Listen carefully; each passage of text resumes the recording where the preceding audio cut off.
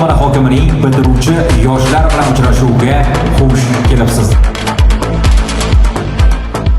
Marosimni ochib berish uchun so'z navbati Karibek tumani hokimi Ro'ziyev Ruslan Nasiriyevichga. Assalomu alaykum, hurmatli yoshlar, aziz ota-onalar, bugungi mana shu uchrashuvda ishtirok etuvchilar.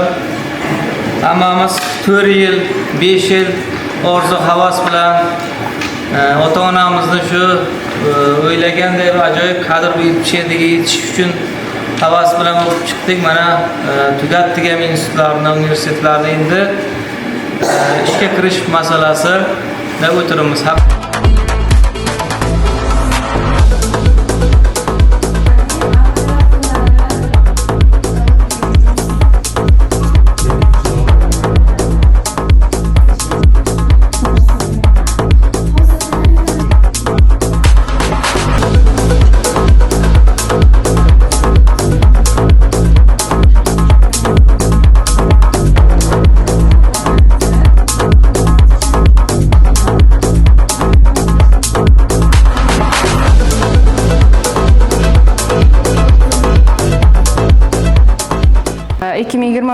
Navoiy davlat universiteti san'at va sport fakulteti jismoniy tarbiya yo'nalishida o'qishga qabul qilindim va 2026-yil qizil diplom 2-toifa darajasi imtiyoz bilan bitirdim va ayni damda Konimix tumanida bitiruvchilar va hokim qabuliga keldik. Ishga qabul qilinishim aytildi va men xursandman. Rahmat.